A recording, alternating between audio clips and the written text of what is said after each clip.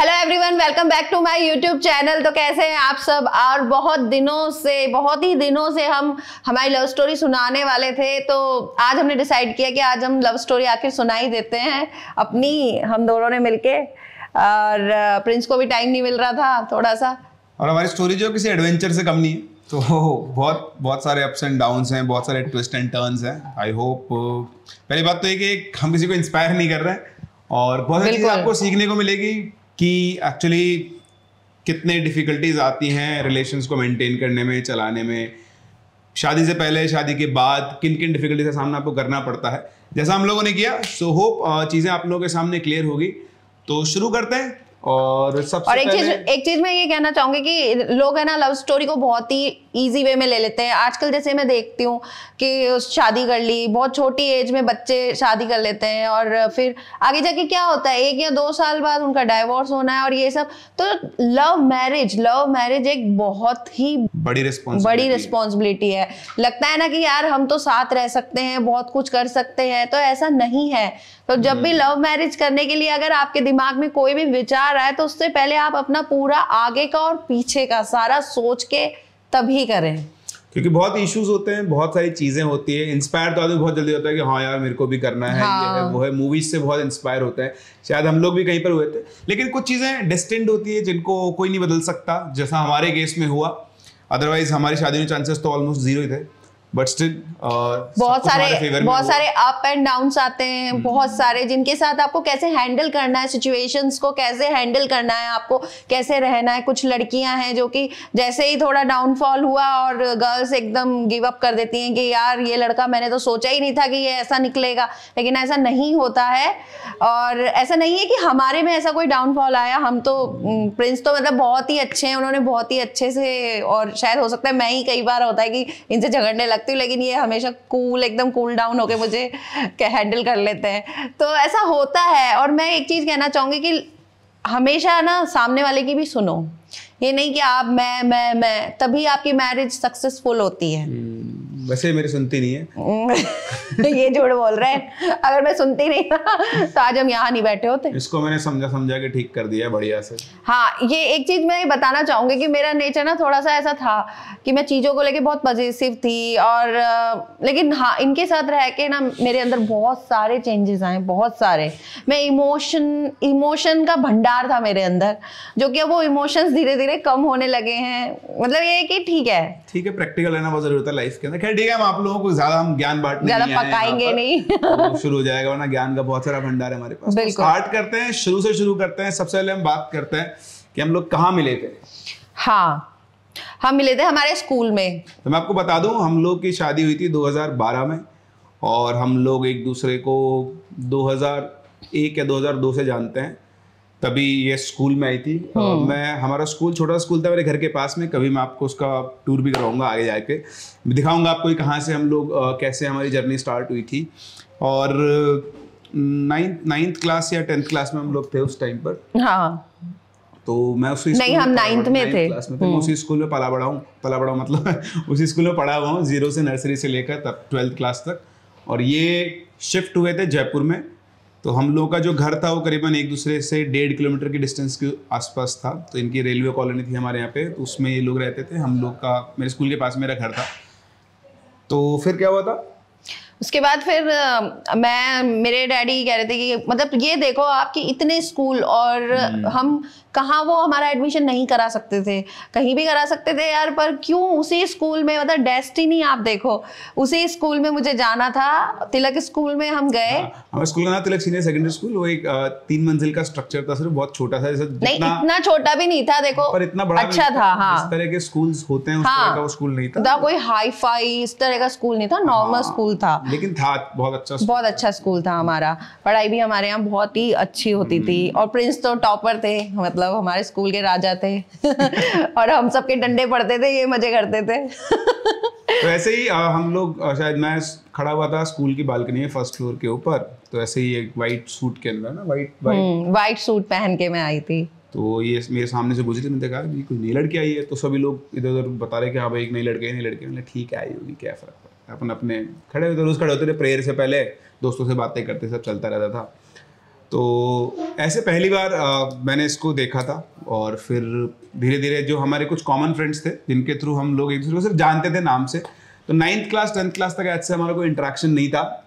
लेकिन जब 11th class हुई तो 11th क्लास में हम लोग को स्ट्रीम चूज करनी होती है, तो मैंने साइंस मैथ्स चूज की थी और इन्होंने साइंस बायो चूज की थी। तो हमारा मैथ्स और बायो के अंदर क्लासेस का जो पीरियड होता था वो अलग हो जाता था, लेकिन फिजिक्स केमिस्ट्री बाकी जो थी हमारे साथ में पूरे स्कूल चला करती थी। तो हम लोग दोनों एडजेसेंट बेंच के ऊपर बैठा करते थे, जो हमारे बीच में गैलरी थी, इस साइड ये बैठती थी, इस साइड मैं बैठता था। और तब से फिर हमारा इंटरेक्शन धीरे धीरे शुरू हुआ और हम करीबन 1.5 साल तक बहुत अच्छे दोस्त रहे, बिल्कुल दोस्तों रहते थे, मस्ती करते थे क्लास स्कूल के अंदर। और जब हमारा 12th क्लास खत्म होने वाला था, आई थिंक टाइम था जनवरी के आसपास का, दिसंबर या फिर जनवरी का, तो पसंद हम दोनों दूसरे को करते थे।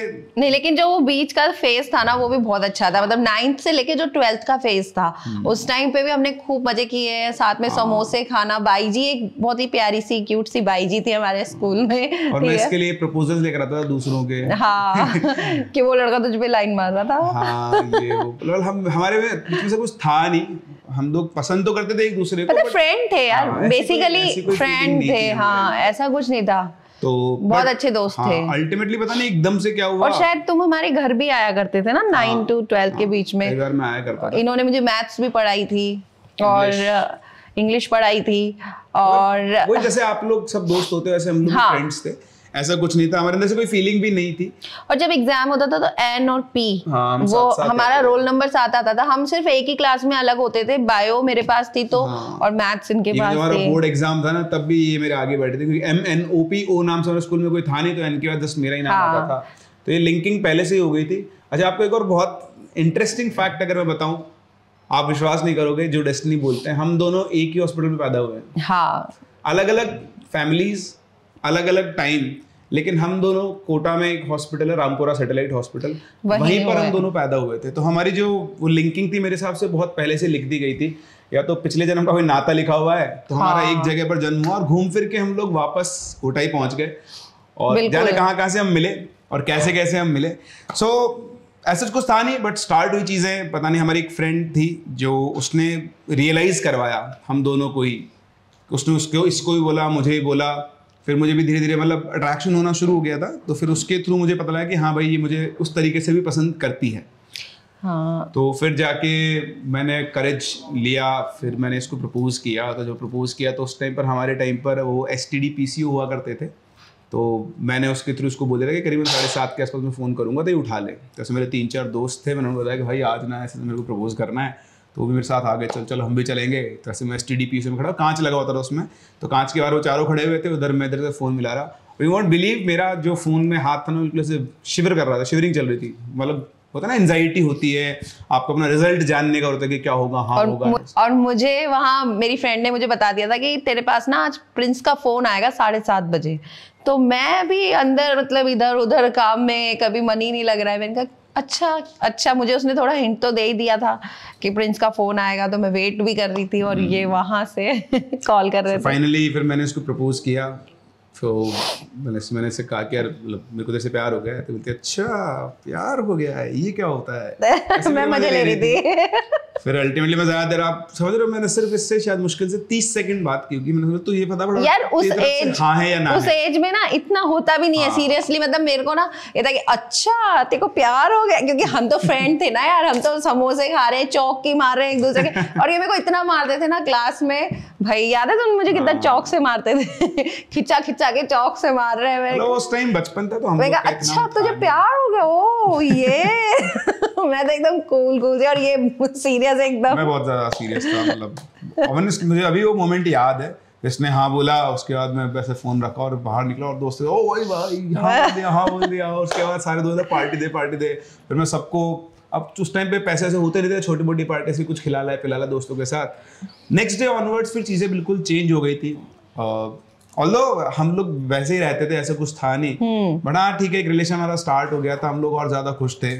फिर इसके बाद हमारा स्कूल का फेयरवेल हुआ, स्कूल आने का भी मन करने लगा। हाँ, और हमारे पास दिन कम पड़ गए थे, क्योंकि 12th में तो होता है 10-15 दिन। हाँ, मैं गई वो डे 1 पे, तो मैं देख रही थी इनकी तरफ, मैं लग नहीं रहा था कि फेस कैसे करें, ऐसा लग रहा था यार कैसे मजाक से चल रहा है, थोड़ा मजाक से चल रहा था कि आप दोस्त थे और और अचानक से प्रपोज कर दिया, तो अब कैसे फेस करें, अब क्या बात करें एक दूसरे से, क्या बोले। हाँ बट ये जो चीज हुई, फिर इसके बाद ठीक है सब कुछ हुआ, स्कूल हो गया, खत्म हो गया, एग्जाम हो गए, फिर बहुत लंबा नहीं चल पाया ये, क्योंकि फिर मुझे इसी के जनवरी और अप्रैल के अंदर मुझे कोटा आना था अपनी जेई की प्रिपरेशन करने, तो मैं कोटा शिफ्ट हो गया। आई थिंक मई में मैं कोटा शिफ्ट हो गया था, और उसके बाद फिर हम लोग फ़ोन पे ही बात किया करते थे मैक्सिमम टाइम।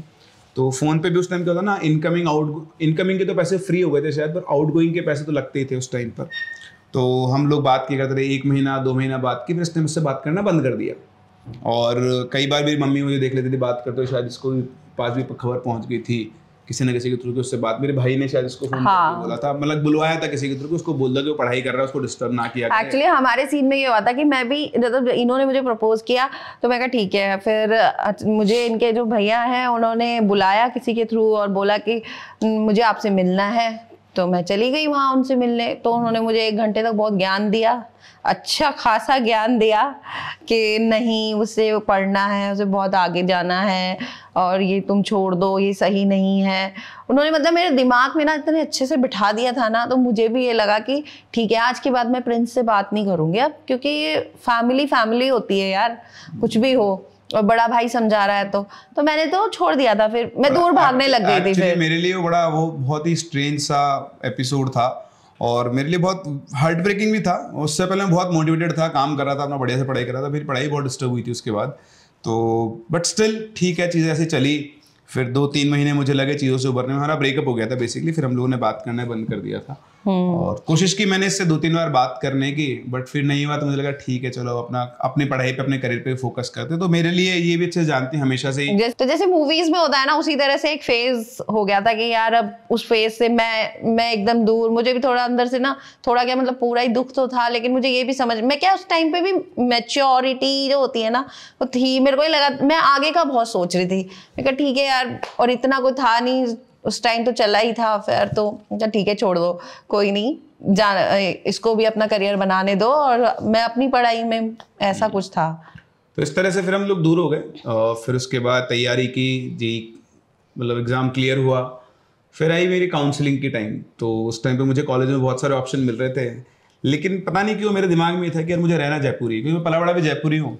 और एक रीज़न ये भी था बहुत बड़ा, बट इतना नहीं था कि दिमाग में इतनी चीज़ नहीं थी कि इसकी वजह से रह रहा हूँ। बट मेरा था कि उस टाइम हमें छुट्टियाँ चल रही थी, हॉलीडेज, तो काउंसलिंग का टाइम था, तब मैंने इसको एक दिन पकड़ लिया था। मतलब पकड़ ऐसे लेते कि जा रही थी, तो उसको मैंने रोक लिया स्कूटी पे। ये अक्सर ऐसा करते थे। तो मैं ठीक है, मैं दिमाग लगा था ज़्यादा, तो दिखी मुझे, तो मैंने इसको रोक लिया। बहुत दिनों बाद दिखी थी, तो ऐसे बातचीत हुई, तो थोड़ी परेशान थी, फिर मेरे से बातचीत हुई, तो इसको अच्छा लगा, लाइट फील हुआ। फिर 1-2 दिन दोबारा बातचीत हो गई हमारी, और उसी टाइम मेरा काउंसलिंग का टाइम चल रहा था। तो मैंने अपने ऑप्शंस भरे थे कॉलेज से, मुझे एनआईटी भोपाल मिल रहा था और मुझे दूसरी एनआईटीज भी मिल रही थी, लेकिन मेरा क्लियर था कि मुझे रहना जयपुर ही है। पता नहीं क्यों अंदर से आवाज़ आ रही थी। तो मैंने अपने काउंसलिंग, क्योंकि मुझे बाकी जगह ब्रांच भी अच्छी मिल रही थी, पर मैंने प्रेफर किया कि मुझे ब्रांच लोअर मिल जाए एनआईटी जयपुर में, लेकिन मैं रहूँगा यहीं पे। तो मेरे को वेट करना पड़ा लास्ट राउंड तक। तो ऐसा था कि मैंने अहमदाबाद का एक कॉलेज था, निर्मा इंस्टीट्यूट, वहाँ पर भी CS के लिए किया था। हमको CS मिल रही थी, सब बोले थे अच्छा कॉलेज है। वहाँ जाके मैं फीस जमा करा के आ गया, और ये मान लो कि आज रात को मुझे वहाँ निकलना है अहमदाबाद। तो मेरी बस थी 10:30 बजे की, और जो काउंसलिंग का लास्ट राउंड का रिजल्ट था वो आना था 7:30 पे। मुझे आज भी याद है वो साइबर कैफे, पेट्रोल पंप का जो हनुमान जी वाले मंदिर था, जस्ट सामने एक साइबर कैफे था, हवा महल होटल नाम था उसका। उसमें छोटा सा कंप्यूटर लगा हुआ था डब्बे वाला, उनसे बैठा हुआ था। मैंने रिजल्ट वैसे वही टिक करके, तो जैसे इसको अब होता है ना, जब से शिवरिंग जब हो रही थी, एंजाइटी जो होती है, बहुत बुरे मेरे को एंजाइटी होती थी, क्योंकि ये जो मोमेंट था वो मेरी लाइफ को डिसाइड करता आगे, मतलब डिसीजन मेकिंग पॉइंट था। तो वो घूम रहा, रिफ्रेशिंग वाला, एकदम से आया और उससे लिखा हुआ congratulations you have been allotted. और उसके बाद तो भाई साहब मैं भागा सीधा बस स्टैंड गया, जो बस वाला था प्राइवेट बस से, बस का टिकट कैंसिल करवाया, और पापा को फोन किया कि मेरे को एनआईटी जयपुर मिल गया है। अब किसी पेरेंट के बच्चे को अगर एनआईटी मिल जाए तो वो बहुत खुश होते हैं। मेरे घर वाले, अबे इसको जयपुर मिल गया तो वापस जयपुर रहेगा। क्योंकि इनके घर वाले बिल्कुल नहीं चाहते थे कि ये जयपुर रहे, फैमिली नहीं चाहती, उनको पता चल गया था, चाहते थे कि बाहर जाए, ये बाहर ही पढ़े। बट डेस्टिनी, हाँ, जो लिखा हुआ है वो वही होना है। तो फाइनली सबसे पहले मैं खुश हुआ। उस टाइम इसका रीजन नहीं थी उस टाइम पे हम लोग साथ में नहीं थे, हम साथ नहीं थे। तो मैं खुश हुआ, लेकिन बहुत, क्योंकि मेरे दोस्त वो सब वहीं थे, और जैसा कि आप जानते हो डांस करने का बहुत शौक था, तो दोस्तों के साथ मेरे को लगा था चलो इनके साथ होऊंगा, लेकिन वो हुआ नहीं क्योंकि मेरे दोस्त फिर बॉम्बे निकल गए थे। तो फाइनली बढ़िया हुआ, कॉलेज गया, फिर मैंने इसको कॉन्टैक्ट किया कि भाई मैं ऐसे ऐसे जयपुर में ही आ गया हूँ, मतलब जयपुर ही रहूंगा, तो मेरा कॉलेज भी यहीं पे है। उस टाइम ये महारानी कॉलेज में जाती थी, और ऐसे ही वापस से हमारी नॉर्मल बातचीत शुरू हो गई, वापस से हम लोगों ने मिलना जुलना शुरू कर दिया, और इस बार में दोबारा प्रपोज करना ही नहीं पड़ा। तो जर्नी वापस से रिज्यूम हुई, लेकिन बस हाँ चल रहा था। ये बात है 2007 की, 2007-2008 चीज़ ऐसे चल रही थी। 2009 वॉज द सीरियस टाइम, जब हम लोगों ने डिसाइड किया कि हाँ अब लाइफ को थोड़ा सीरियस ढंग से सोचना पड़ेगा आगे क्या करना है। And at that moment we decided कि हाँ हम लोग वाकई में एक सीरियस रिलेशन में है, और हमारी मतलब इससे पहले तो ये था कि हम लोग को एहसास ही नहीं था, शादी वादी का सीन नहीं था, कुछ भी हाँ कभी भी नहीं सोचा था। सोचते नहीं थे, मतलब घूमते रहते थे, एंजॉय करते थे, दोस्तों की तरह रहे, क्योंकि हम रहे दोस्त हैं बचपन से ही, हम मजे करते थे, आज भी हम ऐसे ही रहते हैं। तो ऐसा कुछ भी नहीं है कि आज भी हम लोग वही फ्रेंड्स है जैसे पहले हुआ करते थे। तो हम वही नॉर्मल था हमारा कि दोस्तों की तरह घूम रहे हैं, मिल रहे हैं, मूवीज वगैरह जा रहे हैं, इधर उधर घूम रहे हैं, ये सब चलता था। लेकिन 2009 में पता नहीं एक दिन ऐसा आया कि हम लोगों ने ऐसी बातचीत हुई कि हाँ यार अपने को अब आगे का सोचना पड़ेगा। तो इस तेरा क्या टेक है, मेरा क्या टेक है, हम दोनों डिस्कस किया, तो हम डिसाइड किया अब हम शादी के बारे में सोचते हैं कैसे होनी है, क्योंकि हमारी शादी होना इतना आसान काम नहीं है।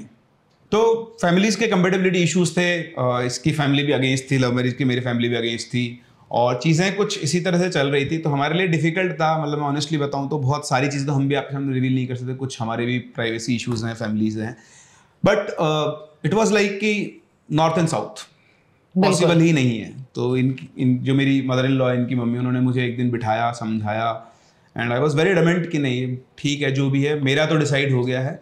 और हाँ जैसे इनके ब्रदर ने मुझे समझाया था ना, उसी तरह मेरी मम्मी ने इनको समझाया कि बेटा देखो नहीं हो सकता, आप समझो इस चीज को, और मम्मी ने बहुत अच्छे से समझाया था। हाँ लेकिन प्रिंस का तो यही था कि नहीं मुझे तो करनी है। पता नहीं क्यों मेरे अंदर से कॉलिंग थी, वो डिटर्मिनेशन वाली कॉलिंग थी, मतलब आई समहाउ आई नो कि यार ये होगा, होना है, मतलब होता है ना नेचुरल जो स्पॉन्टेनियस फ्लो होता है, वो था।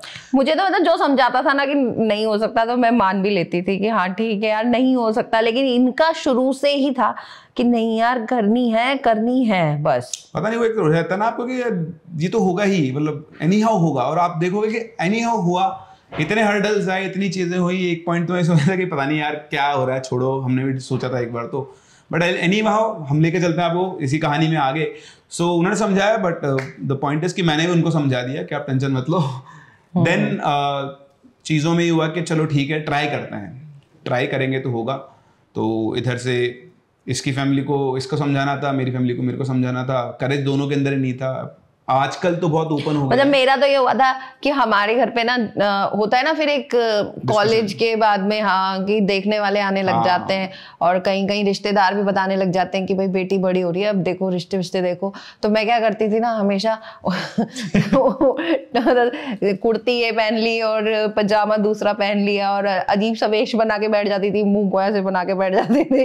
तो मेरे फादर मेरे को देख रहे थे, नोटिस कर रहे थे वो बहुत टाइम से ही कि क्यों कर रही है। मैं बहुत अपने घर में ना सबकी लाडली रही हूँ। तो मेरे डैडी ने एक दिन मेरे से पूछा कि तू मुझे बता बेटा क्या है, आप क्या चाहते हो, क्या चाहती है। तो मैंने यही बोला कि डैडी मेरे को शादी नहीं करनी, जिससे आप करा रहे हो या फिर आप लोग देख रहे हो तो मुझे नहीं करनी। कि फिर तुम्हें किससे करनी है, कोई है मुझे मिलवाओ उनसे। फिर मैंने इनको मिलवाया, मतलब ये पहले तो दोस्त की तरह आते थे हम मेरे घर पे ना। नहीं मिलवाया नहीं था। फिर हुआ था हमारी लाइफ का सबसे बड़ा जो टर्निंग पॉइंट आता है, जो आप लोगों ने कई हमारी स्टोरीज में सुना हुआ है। हमारी लाइफ में एक पैरानॉर्मल इंसिडेंट हुआ था। हाँ उस दरमियान, मतलब जब हम क्या है, पहले हम एक कॉलोनी है गणपति नगर कॉलोनी, उसमें रहते थे। फिर उसके बाद हम मेरे डैडी को था कि रेलवे में बड़ा बेंगलोर था, हाँ लोको में है वो एकदम। तो वहां हम शिफ्ट हो गए थे जाकर। तो वहां पे कुछ ऐसा हुआ। तो मैं आपको बताता हूँ क्या हुआ था। तो बेसिकली ये सब चल ही रहा था, हम लोग मिलते जुलते थे। तो एक दिन होली के टाइम की बात है, शायद उसके एक दिन बाद या 2 दिन बाद होली थी। होली का टाइम ऐसा बोलते हैं जो आपके पास 4 ऐसी रातें आती है साल में, सबसे ज्यादा नेगेटिव एनर्जीज एक्टिव होती हैं और उनके पास स्ट्रेंथ भी होती है। तो इनका छोटा ब्रदर है, उसको हम विक्की बोलते हैं, विक्की उसका नाम है, निकनेम। तो वो छोटा था उस टाइम पे, बहुत, कितने साल का होगा वो तो बहुत ही कम एज का होगा, हाँ 15 साल का होगा आसपास, 2 साल का था। तो इन दोनों की कुछ लड़ाई वड़ाई हो गई, तो वो नाराज होकर घर से चला गया। शाम के करीबन 8 बजे के आसपास का टाइम हो रहा था। तो ये भी इसके बाल खुले हुए थे और इसके पीछे पीछे चौराहे पे चली गई।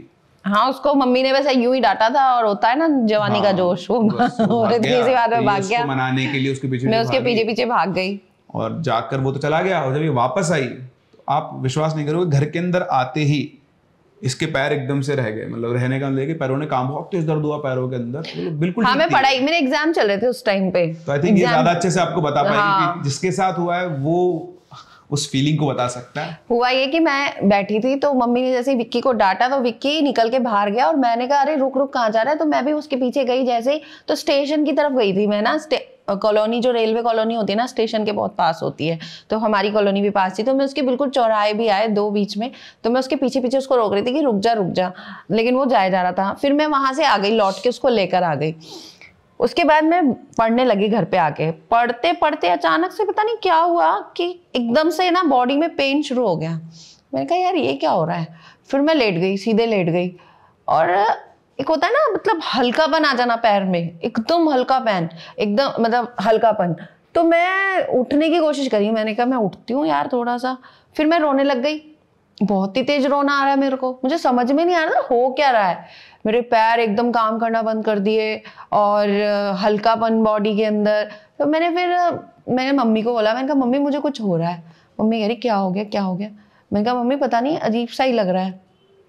फिर उसके बाद में मम्मी ने मुझे उठाने की कोशिश करी तो मैं नीचे गिर गई ऐसे के ऐसे ही, मुझे उठा ही नहीं गया। फिर मेरी आंखें जो थी वो एकदम ऊपर की तरफ ऐसे, फिर मैं सीधी, मुझे लेटा दिया एकदम सीधा, तो मैं ऊपर ही देख रही थी कंटिन्यूअसली, ऊपर ही ऊपर देख रही थी, ऊपर ही ऊपर। भूत वाला हो गया मगर सिस्टम। मेरा भाई डर गया, छोटा वाला, वो जो टेंशन में था ना उसकी टेंशन निकल गई, मम्मी वाली तो वो डर गया इसको क्या हो गया। फिर उसके बाद में थोड़ी देर बाद मतलब कुछ किया, कुछ घर में मम्मी रखती है ना हनुमान जी की बबूत वो मेरे लगाई उन्होंने, और वो शायद हनुमान चालीसा वगैरह पढ़ी उन्होंने, उनको कुछ आता तो था नहीं, तो उन्होंने यही सब किया थोड़ा सा। फिर करीब 1 घंटे में मैं नॉर्मल हुई थी ये, लेकिन वो जो प्रॉब्लम थी ना वो तो फिर क्रिएट हो ही चुकी थी, तो मैं बेड पे ही थी। हाँ, मुझे हॉस्पिटल लेके गए थे, ये हुआ था, मुझे हॉस्पिटल लेके गए थे, बहुत टाइम पहले किया ना, तो मुझे भी थोड़ा सा आई थिंक इमरजेंसी में एडमिट भी किया था। हाँ, फिर मुझे ना एडमिट करा, उन्होंने ड्रिप व्रिप लगा दी साले मेरे हाथों में इतनी सारी ड्रिप।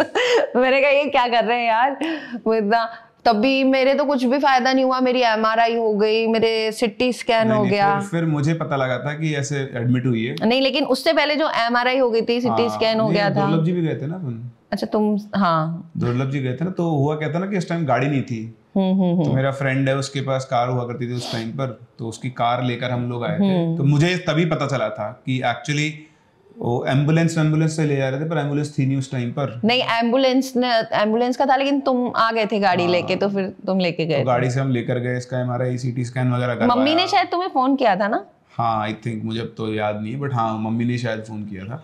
तो फिर इसकी MRI वगैरह CT स्कैन सब कुछ हुआ। जैसा आपको पता ही है, हमेशा सारी रिपोर्ट्स नॉर्मल, कुछ हुआ ही नहीं, लेकिन इम्प्रूवमेंट नहीं। ये करीबन 10 दिन तक एडमिट रही हॉस्पिटल में, उसको डिस्चार्ज करवाया गया। थोड़ा बहुत इम्प्रूवमेंट आया था, बट स्टिल ऐसा नहीं था कि चल पा रही हो। फिर डॉक्टर ने बोला कि आप घर पे ले जाओ वहीं पे, क्योंकि कब तक हॉस्पिटल में रहोगे आप, क्योंकि पूरा घर डिस्टर्ब होता है। फिर इनके कोई मिलने वाले थे जिन्होंने शायद अलवर का कुछ बताया, तो मुझे भी नहीं पता अलवर में तेरे साथ क्या हुआ। एक मौसी थी, उन्होंने बताया था कि वहां पे लेके जाओ, एक बाबा जी हैं, वो ना देसी दवाई देते हैं। तो उस बुड्ढे ने ना मेरे को इतना लहसुन खिलाया, मैं क्या बताऊं। उसने क्या बोला, लहसुन की खीर बना के खिलाना, और कुछ देसी लहसुन की, क्योंकि देसी लहसुन मैं ही लाया था इसलिए मुझे। अच्छा, चांदपुर से। हाँ, और उसने कोई झाड़ा झपटा कुछ भी नहीं किया मेरे ऊपर, उसने बस वो होती है ना दवाइयां बना के दी थी, कुछ कड़वी सी दवाइयां बना के दी कि ये इसको दो, पिलाओ विलाओ, थोड़ा बहुत मतलब उसने उससे इम्प्रूवमेंट हुआ। हाँ थोड़ा, लेकिन एक वो था ना दूसरे बाबा के पास जाते ना, अलवर को था, यही तो थे, मतलब वो यूं कुछ करते थे, यूं हाथ में कुछ करके फिर बस यूं कर देते थे शायद, तो ऐसा कुछ था। और मेरा ब्रदर मेरे को जो पुलिया पे ऐसे मतलब गोद में ले लेके जाता था, मैं चल तो पाती नहीं थी, तो मुझे गोद में ले लेके वो जाता था। मेरा बड़ा ब्रदर राहुल, वो हर जगह जहाँ भी मेरे को लेके जाते थे। फिर उन बाबा जी ने मेरे को है ना देसी दवाइयां दी थी, उनको शायद ये लग रहा था कि कोई वीकनेस है, हार्मोनल वीकनेस हो जाती है ना। वो बाबा जी भी थे, लेकिन वो ऐसी देसी दवाई, आयुर्वेद टाइप थे वो। तो ये सब हुआ, और खूब पैसे ऐंठते थे वो, 5,000 10,000 एक बार में। इनका पैसा खर्च हुआ। उसके बाद फिर ये थोड़ा ठीक हुई थी। हाँ, उससे मतलब ये मान लो कि थोड़ी ठीक हुई थी, लेकिन पूरी तरह से गई नहीं थी वो चीज। एक दिन की बात है, हम लोग एक पार्क में गए हुए थे, मिलने बैठे हुए थे, हम लोग दोनों बातचीत कर रहे थे, तभी अचानक से इसको वापस से इसके दोनों पैर बंद हो गए, वापस से काम करना थोड़ा बहुत इसमें ठीक ठाक हुआ, फिर बाहर आना शुरू हुई। ये इस बात के 1-2 महीने बाद की बात है, फिर अचानक इसके पैरों ने वापस से काम करना बंद। नहीं, जयपुर में हम अशोक गार्डन है ना, उस दिन अपन सिविल लाइंस वाले पार्क में थे जो मेरे घर के पास में ही था, मुझे वो तो मोमेंट अच्छे से याद है। तो फिर इसके पैर रह गए, तो मैं क्या करूँ, तो फिर मैंने अपने दोस्त को बुलाया सैंडी को कि बोले भाई तू आ, मैं अकेला उसको ले नहीं, मैं रोने भी लग गई थी शायद, मैं रोने लग गई थी एकदम। मैंने उसको बुलाया कि यार मैं अकेला ले जा सकता हूँ उसको, तू आ। वो फटाफट से आया मेरे पास। फिर मैंने सोचा मैं क्या करूँ, इसके फैमिली से मैं उस टाइम इतना इंटरेक्ट करता था, तो मैं सोचा चल घर ही ले चलता हूँ इसके, जो होगा देखा जाएगा। तो मैं इसको घर ले गया सीधा, मम्मी थी घर पे, उन्होंने बोला कि ऐसे ऐसे मेरे साथ थी। उस टाइम डर लगा और इसके पैर रह गए, तो उन्होंने अंदर लिया और फिर बोले कि वापस से वही दिक्कत शुरू हो गई। तो मैंने पूछा क्या दिक्कत शुरू हो गई, तो उन्होंने मेरे को बताया कि ऐसे ऐसे इसके साथ हो गया है। तो मैं गया वापस, मैंने संडे भी सुन रहा था, संडे से बोला यार पता नहीं क्या दिक्कत है। तो बोलता यार ये ना जो चक्कर है ना, मेरे पास मैं एक इंसान को जानता हूँ जिसको ठीक कर सकते हैं। तो शंकर भैया आप जानते हो, शंकर भैया अगर आप सब जान चुके हैं हम लोग, तो शंकर भैया के पास सैंडी मेरे को लेकर गया। मैंने शंकर भैया को बताया, तो शंकर भैया ने बोला कि यार सबसे पहले उन्होंने ये बताया तुझसे शादी करना चाहता है क्या। मैंने बोला ये बात बाद की बात है, पहले अपन इलाज की बात करते। बोला नहीं वो सब छोड़, तो पहले ये बता। तो बोला हाँ ऑब्वियसली करना चाहता हूँ। तो उन्होंने पता नहीं क्या देखा, मतलब मैं आज भी इस चीज़ का फ़ैन हूँ। मतलब उनके पास पता नहीं कौन सी आँख थी, कौन सी दिव्य शक्ति थी, उन्होंने बोल दिया कि तेरी शादी हो जाएगी। लिटरली उन्होंने देखते ही बोले, सिर्फ पहला इनकाउंटर था मेरा उनके साथ, मैं उनसे पहली बार मिला था लाइफ के अंदर। And he said like this. तो मैंने यार ठीक है यार, बाबा लोग हैं कुछ भी बोल देते हैं। अच्छा मुझे उन पर ट्रस्ट भी नहीं था, बट ऐसे सैंडी ने बोला था तो ट्राई करने में क्या जाता है, क्योंकि बाकी चीज़ तो हम ट्राई कर चुके थे, तो मेडिकल जो भी था वो सब। और आज शायद इसीलिए आज भी आप मुझसे घोस्ट स्टोरी सुनते हो, उसका रीज़न शायद ये भी एक बहुत बड़ा है। और दूसरा भी है, वो मैं बताऊंगा आपको कभी और भी, you will know very soon on my channel. So the point is कि हम शंकर भैया को लेके पहुंचे, मैंने इनको बताया इनकी फैमिली को कि ऐसा ऐसा होना है। तो उन्होंने बोला कि ठीक है ले आओ भाई, अब क्या कर सकते हैं, कोई और इलाज नहीं। तो शंकर भैया आए, शंकर भैया से मिले, बातचीत की, फिर बोला कि 2 दिन बाद इसका इलाज शुरू करेंगे, कुछ ऐसे ऐसे सामान आएगा। तो सामान लेकर आए, और उसके बाद क्या हुआ वो ये खुद बताएगी आपको। उसके बाद बस यही था कि उन्होंने जैसे मतलब बेसिकली मेरे ऊपर ना काला जादू हुआ था। वो जा किसी के लिए रहा था, कुछ उन्होंने बताया था ऐसा कि ये ऐसा हुआ था कि किसी ने किसी के ऊपर कुछ करते हैं ना तंत्र मंत्र, वो किया था और मैं उसके बीच में आ गई, मैं क्रॉस हो गई उससे, क्योंकि होली का दिन था। बेसिकली लपेटे में आ गई है, लपेटे में आ गई। कोई और जा रहा था, कहीं और जा रही थी कोई चीज, और रास्ते में ये टकरा। हाँ, मैं रास्ते में उससे टकरा गई, ऐसा हमें बताया था। और उन्होंने बोला कि ये टकराई तो उसके इतना हुआ, अगर ये बिल्कुल ही उससे टच ही हो जाती ना तो मैं तो जा चुकी होती अब तक, तो ऊपर सितारों में चमकते। फिर शंकर भैया उन्होंने अपना पूरा एक सेटअप बिठाया, हाँ, भगवान की मूर्ति रखी, उस पे गेहूं के दाने रखे। उन्होंने बोला कि मुझे पूरा प्रोसेस जो जोत जगानी पड़ेगी। फिर वो क्या करते थे ना, एक वो मंगवाते थे बॉटल छोटी पीने वाली, पौवे कहते हैं पौवे। तो पहली बार शंकर भैया आए थे ना, तो उन्होंने पूरा से जोत जलाई, उनको संभालने के लिए मैं बैठा था, और वैसे दोनों उकड़ू वैसे बैठ गए। तो ऐसे उकड़ू बैठ गए वो, और उसके बाद उनके वो अंदर कुछ आ गया। तो फिर वैसे चिमटा लिया उन्होंने, याद होगा तेरे को, चिमटा लेके ऊपर से पूरे घर। और मेरे दोनों भाई ना हंस रहे बहुत ज्यादा। वो बहुत फनी है मेरे दोनों ब्रदर। था कि यार ये तो सब नौटंकी चल रही है। इनके पापा भी मेरे मेरे डैडी मुंह दबा दबा के हंस रहे कि ये चल क्या रहा है। मुझे भी लग रहा था, क्योंकि मैंने इसे पहले भी देखा और मुझे इनके लिए ये क्या रच रहा है, क्या ढोंग रच रहा है। वो आज भी बोलते हैं कि सब मेरी साजिश थी। मेरे भाई मुझे चिढ़ाते हैं कि वो ढोंगता है, तुझे शादी करनी थी इसलिए तूने ड्रामे किए थे। लेकिन ऐसा नहीं था। फिर उसके बाद ऐसे पूरा घर का चक्कर लगा के आए, फिर बैठे, फिर इसको बुलाया, फिर इसके पैरों पे ऐसे मुंह लगा के सक किया, तो उसमें से ऑल पिन्स निकली। हाँ, अब ये चीज बड़ी अनबिलीवेबल थी इसके लिए, हम सभी के लिए अनबिलीवेबल थी। और ये खुद बताएगी कैसे वो फील हुआ था इसको, कैसे क्या होता था, कैसे उन्होंने ना धीरे धीरे प्रोसेस स्टार्ट किया था नीचे से, मतलब पैरों से स्टार्ट करके और यहाँ तक आए थे वो। पैरों पे, हाथ पे और यहाँ सिर पे से ये सब करके ऑल पिन्स निकालते थे। All pins. और वो पता है क्या करते थे, आते थे हमारे सामने, पानी पीते थे, पानी, और वो पूरा 2 पौवे एक साथ, बिल्कुल दोनों पौवे एक साथ पी जाते थे। और पीने के, हाँ कटोरी में, ऐसे नहीं कटोरी में डाल के और ऐसे पी जाते थे। हम लोग यही सोचते थे, मतलब मैं तो चलो उस टाइम थोड़ी अच्छा तो ये बता कितनी ऑल पिन्स निकलती थी उसमें? ऑल पिन्स तो काफी सारी निकलती थी यार, काउंट तो नहीं किया, 2 नहीं यार, इतनी तो निकलती थी कम से कम 30 तो नहीं, पर हाँ मतलब 15-20 तो निकालते ही थे वो। और हमेशा ऐसे करके, और मुझे इतना रिलैक्सिंग लगता था ना, मतलब मैं सही बताऊं इतना रिलैक्स होता था कि वो जब वो चुभन जो होती थी ना मेरे को, वो चुभन धीरे धीरे मेरे शरीर में ना कम होने लगी थी। मतलब मैं सही बता रही हूँ, वो जिसके ऊपर बीतती है ना उसे ही पता होता है कि यार मेरे ऊपर क्या बीती है। अब कोई इसे ढोंग कहे कुछ भी कहे, पर मैं बता रही हूँ कि वो जैसे ही एक मेरी आंखें बिल्कुल ऊपर चले जाना और पैरों में चुभन सी फील करना, तो ये सब चीजें यार मैंने सहा है, मैंने देखा है। इसने खुद ने अचानक से रोना आता था, पता ही नहीं होता था क्यों रोना आ रहा है यार, समझ में ही नहीं आता था कि रो क्यों रही हूँ मैं यार, बैठे बैठे ही रोने लग जाती थी। वो एक तो अलग ही हो जाता है। ये पहला प्रोसेस था, फिर इस प्रोसेस को उन्होंने कम से कम 4 से 5 बार रिपीट किया था और शायद विश्वास नहीं करोगे, इसके बाद ये चलना शुरू कर दिया था इसने। अब पता नहीं, आप बोलते हैं ना कि चलो डॉक्टर से ठीक नहीं हुए, हमने सब कुछ कर लिया, और उन्होंने मात्र 10 से 15 दिन के फेज के अंदर उसको ठीक कर दिया। और लास्ट डे फिर उन्होंने एक प्रोसेस किया, एक थाली थी उसमें मिठाई लगा के, मुझसे मैं ही वो करके आया था, चौराहे पे रख के आना था। फिर उन्होंने मुझसे कहा था कि अब रात को मैं इसका पूरा ठीक करके आ जाऊंगा। और सही बताऊं, मुझे सच्चे प्यार का एहसास ना उसी दिन हुआ था। मतलब मैं सही बताऊं, वो गूज बम्स होते हैं ना वो वाले, कि यार ये बंदा मेरे लिए इतना बड़ा रिस्क ले रहा है।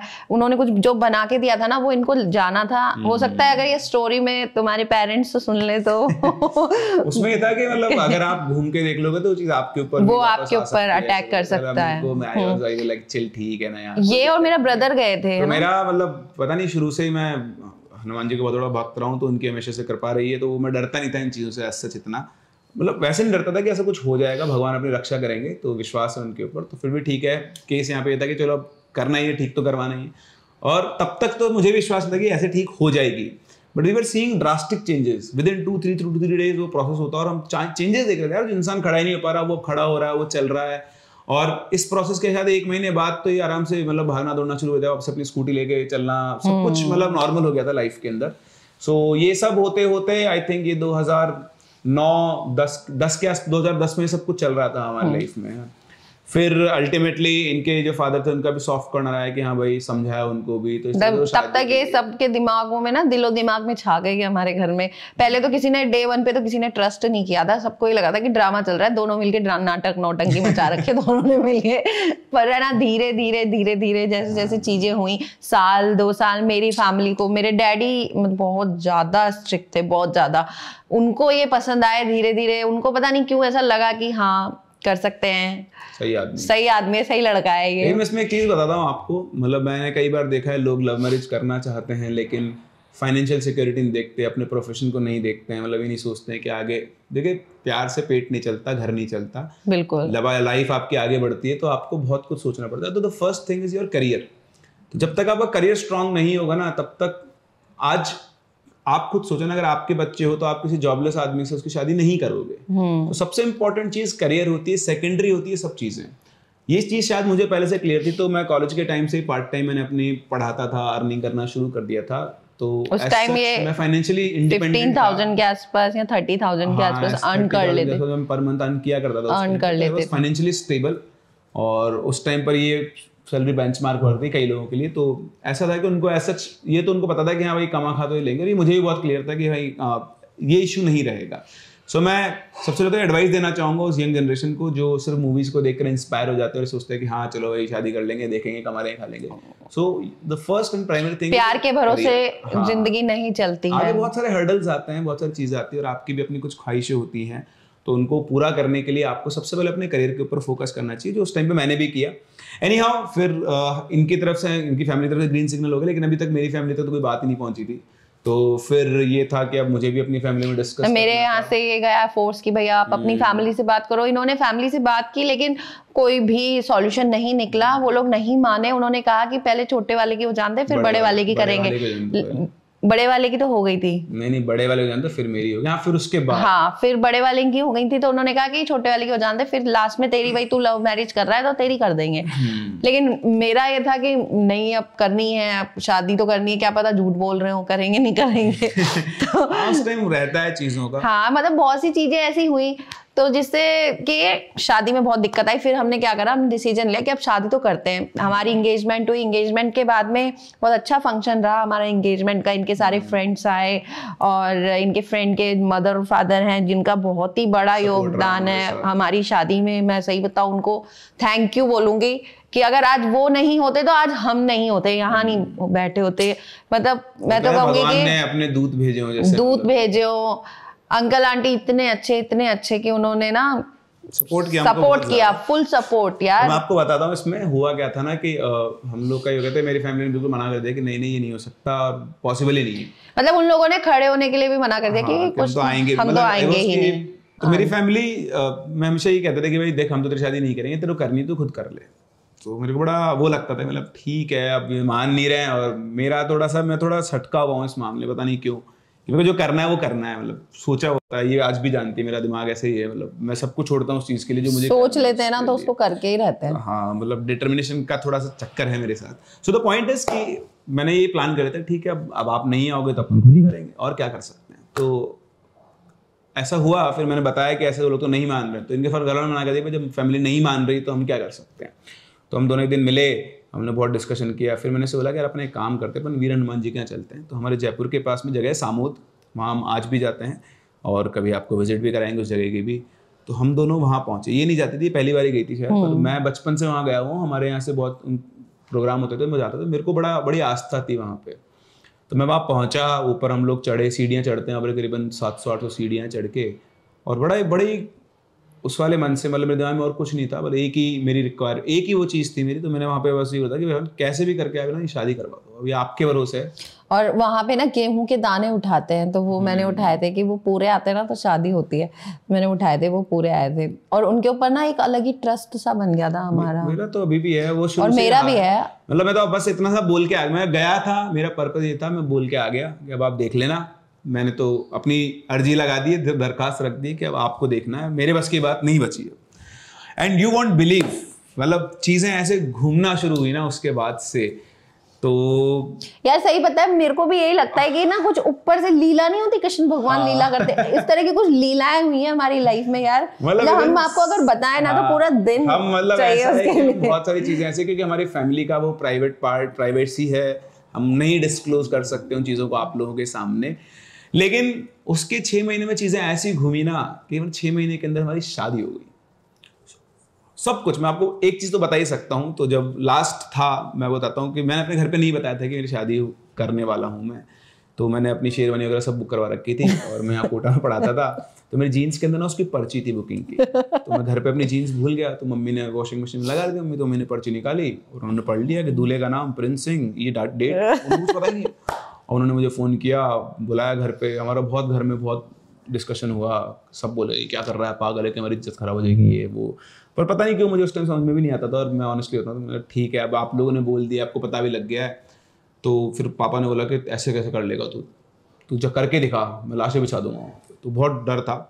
फिर मैंने अपने पेरेंट्स को मनाने की बहुत कोशिश की, बहुत बोले कि नहीं हम तो नहीं आएंगे, मतलब वो नहीं हुए तैयार है। नहीं हाउ अब जिस दिन शादी थी, मैं आपको बताता हूँ, बारात वाला वो तो मतलब वो प्रॉपर बड़ी एपिक मूवीज में होता है ना, वो वाले घर वाले बन गए थे उस टाइम पे। तो हम डरे हुए। हाँ, हम डरे हुए। मैं पहुंचा दोस्त के साथ। तो सबसे पहले मैं एक चीज बताऊंगी, जब हमारी शादी का था ना, तो हमने वो बैंड वाले बुक किए। वही बता रहा हूँ। तो मेरा दोस्त है निक्की महाराज, आप भी अगर स्टोरी को सुन रहे हैं, आप जरूर सुन रहे हो, ये आपके लिए। मेरा दोस्त है जो इवेंट का काम करता है, अब तो बहुत अच्छा काम कर रहा है। उस टाइम मैंने शुरू किया था, तो मैंने उससे बोला कि यार तू ना मेरा बैंड बाजा वगैरह बुक करवा देना। तो उसने बोला ठीक है भाई, तो चिंता मत कर, करवा दूंगा। ठीक है। अब मैं अपने दोस्त के साथ पहुंचा, करीबन शाम को 6:30 बजे का टाइम था, नवंबर था, तो अंधेरा हो जाता है। तो हम ऐसे गाड़ी से उतरे, तो एक बारात से जा रहे थे, बैंड वाले जा रहे थे। तो मैंने बोला यार देख कैसे गरीब से बैंड वाले हैं, लाइट वाइट कुछ नहीं, उसी लेके चल रहे हैं। तो हाँ यार छोड़ने जाने, तुझे क्या दिक्कत है, तो अपना चल। तो हम चले गए। अब हम जहाँ पहुंचे, जहाँ से हमारी बारात तैयार थी, वो बैंड वाले वहीं पे पहुंच गए। तो मैंने उनको देखा, मैंने बोला यार ये तो अपने ही बैंड वाले हैं। तो बैंड वाले उसने बैंड कर दिया, बाजा कर दिया, लेकिन उसमें लाइट ही नहीं थी। आप किसी को अपने दोस्त को ला, तो बैंड बाजे का इंतजाम करना, बैंड बाजे में लाइटिंग तो होती है। तो अब लाइटिंग नहीं है, अब बिना लाइट के भैंसा बारात निकलनी। अच्छा, बारात में सिर्फ मेरे गिने चुने दोस्त, तो दुनिया की बारात में लोग होते हैं 100, 200, 300, मेरी बारात में लोग थे 15। हमारे सब मिला मिलू के। लेकिन मेरे दोस्त ने एक काम बहुत अच्छा किया, उसने जो बैंड वाले बजाए थे ना, वो बैंड वाले करीबन थे 35-40। इस तरह से हमारी जो बारात की साइज थी वो ठीक ठाक हो गई थी। और इधर से हमारे पेरेंट्स ने धमकी दी हुई थी कि हम वहाँ पहुँच के वो कर देगा। मैं बैठा हुआ चल रहा हूँ घोड़े के ऊपर, चारों तरफ से देखता चल रहा हूँ कौन किधर से निकल कर। लेकिन मेरी फैमिली की तरफ से ना पूरा अरेंजमेंट था और मेरे पूरा मतलब पूरा सपोर्ट था। अंधेरा जो था ना, लाइट नहीं चल रही थी, तो हमने क्या किया, 2 गाड़ियां लगाई क्योंकि यार वही होता है ना, एक गाड़ी इससे और एक गाड़ी रिवर्स में, और उसकी लाइट से हम लोगों ने बारात निकाली। यार पता है बहुत बहुत जिंदगी का ना एक वो दिन ना बहुत ही मैं कहूंगी कि एक लड़की के लिए मैं देख पा रही हूँ कि मेरे माँ बापों की आंखों में जो वो चीज थी ना, मैं एक ही हूँ अपने माँ बापों के, 2 मेरे ब्रदर हैं और एक मैं अकेली हूँ। एक लड़की के लिए बहुत बड़ी बात होती है ऐसे ना मैरिज करना। मैं सही बताऊं, मुझे आज भी याद है, मेरे लड़के के लिए भी होती है यार, लड़के के लिए होती है, लेकिन पता है क्या होता है, मेरे पेरेंट्स की आंखों में मैंने वो चीज देखी थी, उसके लिए मेरे को बहुत रिग्रेट फील हुआ था कि यार सबको फील होता है। पॉइंट क्या होता है ना इसमें, ये होता है कि इसमें पेरेंट्स को भी समझना चाहिए, मतलब आज ठीक है हमसे सब मेरे पेरेंट्स यार, मेरे पेरेंट्स ने भी तो समझा, उन्होंने कितना सपोर्ट किया यार। मैं आज भी थैंकफुल हूँ कि उन्होंने कितना सपोर्ट किया। अगर वो सपोर्ट नहीं करते तो हमारी भी शादी नहीं हो पाती। मेरे फादर को भी चीजें समझ में आई, मेरे फादर जो कि इतने स्ट्रिक्ट थे, उनको चीजें समझ में आई कि ठीक है यार इनकी होनी है, इनकी होनी है। हाँ, लग जाता और उन्होंने समझा कल को हम दोनों कुछ गलत कर ले। तो खैर मैं ऑनेस्टली बताऊं तो मतलब हम सही थे, ठीक थे और चीजें ऐसी नहीं थी। तो फाइनली आप देखेंगे, फुटेज भी लगाएंगे हम लोग हमारी शादी का, 1-2 छोटे आपको सीन्स भी दिख रहे होंगे। तो हमारे चेहरे उतने खिले हुए नहीं जितने होते हैं। टेंशन थी कि मेरे को तो सही में ये लग रहा था, मैं जब स्टेज पे बैठी हुई थी ना, तो मुझे ये लग रहा था कि अभी आएंगे इनके पापा और गोलियां चलेगी धक धक धक धक धक। उस टाइम इशक ज़्यादा मूवी आई थी और मुझे टेंशन हो रही थी इतनी, अब तो गोलियां चलेगी थोड़ी देर में। अच्छा सब हंस रहे हैं क्योंकि किसी को कुछ पता ही नहीं है, सब एंजॉय कर रहे हैं। मेरे मम्मी डैडी और ये हम दोनों और मेरे ब्रदर वो कवरेज कर रहे थे पूरा बाहर। उसने अपने दोस्तों को बोल दिया था कि भाई अगर बाहर कोई भी आए तो देख लेना। अंदर किसी को पता नहीं है, अंदर फुल माहौल चल रहा है शादी वाला, एकदम लग्जरी शादी हो रही है सब कुछ। और लेकिन बाहर ये था कि भाई कोई भी आ जाए। फाइनली ऐसा हुआ, चाहे कुछ भी कहो, ठीक है हमारे मेरे पेरेंट्स ने इतना सपोर्ट नहीं है, बट वो कुछ काम बिगाड़ने भी नहीं आए। वो बिगाड़ने नहीं आए, उन्होंने इंटरफेयर नहीं किया। जिंदगी है, ये अपने हिसाब से जिएगा। सो ऐसा नहीं है सबके, देखिए मैं नहीं बोलता कि वो गलत है, उनके अपने लिमिटेशंस थे, मेरे अपने लिमिटेशंस थे, सब कुछ होता है। आपको ना चीजों को समझना होता है, you have to be practical. हाँ, हम ये नहीं कहेंगे कि वो गलत थे, वो भी अपनी जगह सही थे क्योंकि उनकी भी कुछ इच्छाएं थी यार। हर माँ बाप का एक सपना होता है, जैसे मेरे भी जो मेरे नाना नानी उनका बहुत सपना था कि मेरी शादी बहुत अच्छे से करेंगे, वो नहीं हो पाई। सो ठीक है, अब सबके अपने अपने सपने और एक्सपेक्टेशंस होते हैं, मेरे भी थे उनके भी थे, मैच नहीं हो पाए तो आपको भी समझना चाहिए। फिर सब कुछ सही हुआ, थोड़े टाइम के बाद फिर फैमिली में हमारा आना जाना शुरू हुआ, फिर हमारी बेटी हुई और उसके बाद से हमारी फैमिली, मतलब मेरी शादी के बाद 1 महीने बाद ही इनके जो नानी के मदर हैं, बड़े नानी सा बूढ़े नानी सा, वो बहुत ज्यादा प्यार करते थे इनको। पता है ये जैसे घर से बाहर निकलते थे तो वो रोने लग जाते थे, लाइट चली गई तो कि ना प्रिंस प्रिंस प्रिंस। भाई मैंने इतना प्यार ना अपने जीवन में नहीं देखा। वो आज भी मैं उनको कहूंगी वो कितना प्यार करती थी। मैंने कहा यार इतना प्यार भी कोई किसी से करता है क्या? लाइट चली गई तो रोने लग जाती थी, मेरे प्रिंस को बुलाओ, प्रिंस आएगा, मेरा प्रिंस बाहर है। उन्हीं की वजह से हम लोग फिर वापस फैमिली में इंडल्ज हो पाए। हाँ, उन्होंने वो हमारे साथ 1 मंथ वो हमें मिला के चली गई, मतलब बेसिकली फैमिली के अंदर हमको फैमिली में हाँ चली गई।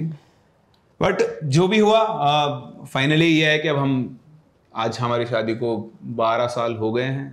2024 में 12 साल हो जाएंगे, मतलब पूरे 11 साल अभी 11 साल होंगे, मतलब 2024 में 12 साल हो जाएंगे। तो हमारी 2012 में शादी हुई थी और तब से लेकर अब तक हम लोग बढ़िया से आराम से रह रहे हैं। हम लोग बहुत रेयर कभी छोटी मोटी नोकझोंक हुई और हमें लड़ाई नहीं होती है। मैं ही लड़ते रहती हूं, क्योंकि मैं बहुत समझदार हूँ। अच्छा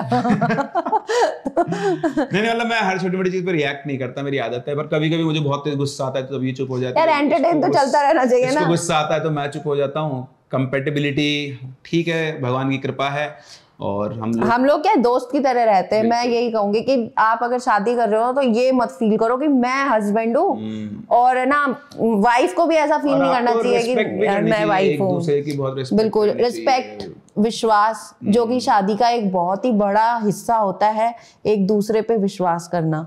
मुझे प्रिंस ने, मैं सही बताऊं, मेरे ऊपर इतना विश्वास किया, मैंने भी उन पे इतना विश्वास किया और उन्होंने मुझे बहुत सारी चीजें सिखाई हैं। मैं आज ये है कि इंडिपेंडेंट हूँ, मैं कुछ भी काम करना होता है खुद से जाती हूँ। मैं पहले थोड़ी सी डरी सहमी सी रहती थी, लेकिन सही में आज प्रिंस ने जो भी कुछ है मुझे बहुत सपोर्ट किया है, बहुत कुछ चीज़ें सिखाई हैं।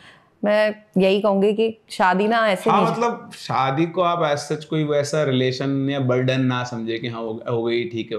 आप रहें, दोस्तों की तरह रहें, दोस्तों अपनी की हर तरह एक रहें। चीज भी शेयर करें, डिस्कस भी करें, घूमें फिरें, फैमिली को सबसे ज़्यादा टाइम देना चाहिए। मैं अपना जो भी शेड्यूल होता है, कुछ भी हो मेरा शेड्यूल, मेरी फैमिली के लिए मेरे पास हमेशा टाइम होता है। और हमेशा ना डिसीजन जब भी, अगर मान लो आप लव मैरिज कर रहे हो तो ऐसा नहीं है कि आपके पेरेंट्स गलत हैं, है ना। मैं आज भी यही समझाना चाहूंगी और यही कहूंगी, पेरेंट्स भी अपनी जगह सच होते हैं, मतलब सही होते हैं। बाद में समझ वो आपको रियलाइज होगा आफ्टर 10 ईयर 8 ईयर कि हमने फिर शादी के बाद ऐसी कई चीजें फेस की जहाँ पे हमें लगा कि यार ये शायद हम लोगों ने भी एक गलत डिसीजन ले लिया। हाँ। पर ठीक है, नहीं, लेकिन सही बताओ, वो लगा थोड़ी देर के लिए लगता है, क्योंकि आप अगर लोगों के चेहरे देखकर, उनके रिएक्शंस देखकर, बट अल्टीमेटली रहना तो साथ में आप ही दोनों को है, आप ही दोनों को यार, आपका पर्सनल डिसीजन होना चाहिए। मेरे को यही लगता है। हाँ, इसका मतलब ये नहीं कि आप फैमिली को अपोज करके निकल जाओ चीजों में, आप फैमिलीज को डिस्कस करो, उनको भी समझना चाहिए, आपको होना चाहिए। और अगर मैं ऑनेस्टली बताऊं, अगर आपको लगता है कि चीजें लंबे टाइम तक काम नहीं कर पाएगी तो फिर आपको स्टेप नहीं लेना चाहिए। मैं ये भी कहूंगा आपसे, बिल्कुल, वो आपको अपने आप इनर कॉलिंग आ जाती है। हमें दिखता था लव मैरिज यार सोच समझ के करनी चाहिए, ऐसे ही नहीं कि हाँ फ्लो में भाई बह गए और ना लव मैरिज कर ली। हर एक एलिमेंट का आपको ध्यान रखना चाहिए।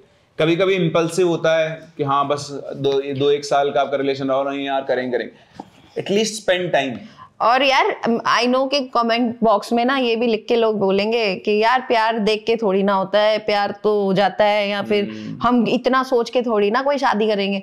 देखो वो भी चीज एक ठीक है आप लोगों की सोचना, लेकिन पता है क्या होता है, उस टाइम पे अपन कर तो लेते हैं बिना सोचे समझे, लेकिन बाद में जो लंका लगती है ना तो इसलिए ऐसा ना सोचे। हाँ, लंका ना लगे, लंका नहीं लगनी चाहिए, लंका बननी चाहिए, लंका बननी चाहिए। अब जैसे आज हम दोनों एंजॉय करते हैं, मैं सही बताऊं मैं लड़ लेती हूँ। सबसे इम्पोर्टेंट चीज है हैप्पीनेस, बाकी सब सेकेंडरी होता है। अगर आप साथ खुशियां खुद में ढूंढो ना कि दूसरों में। आज अगर आप यही थी बस हमारी कहानी। ऑब्वियसली बहुत डिटेल में हम लोग आपको चीजें नहीं बता पाए, बताने बैठते तो शायद पूरा दिन हो जाता। आप भी समझते हैं 12 साल की है हमारी, 12 क्यों, मैं तो कम बोल रही हूँ, 12 साल तो अब हो गए, 12 साल तो अब हो गए, और उससे पहले के साल। हाँ सो आप समझ सकते 9th-10th क्लास में एज अ फ्रेंड साथ में, और आज भी हम एज अ फ्रेंड ही ज्यादा रहते हैं। चीजें हैं, अब लाइबिलिटी बढ़ गई है, काम है, बहुत सारी चीजें, हमारी 2 बेटियां हैं, उनको भी रखना। लेकिन हम पता है दोनों आज भी बहुत अच्छे दोस्त हैं। हम एक दूसरे के साथ जो टाइम स्पेंड करते हैं ना, वो हम किसी और के साथ नहीं इतना एंजॉय कर पाते जितना हम एक दूसरे के साथ करते हैं। So, आई होप आप लोगों को सुन के मजा आया होगा। अगर आपको कोई क्वेश्चन है तो आप हमें कमेंट सेक्शन में डाल सकते हैं, और अगर आपको लगता है कि ऐसी और अलग अलग स्टोरीज आप सुनना चाहते हैं अलग अलग लोगों की, तो भी हमें कमेंट सेक्शन में जरूर बताएं। और आपको लगता है कि आपके पास आप चाहते हैं कि आपकी स्टोरी भी शेयर हो हमारे थ्रू, तो भी आप हमें अपनी स्टोरीज को मेल कर सकते हैं इन दी गई आईडीज के ऊपर, और we will be happy to share them. तो मिलते हैं आप लोग अपनी अगली कहानी में, तब तक के लिए टेक केयर, बाय बाय।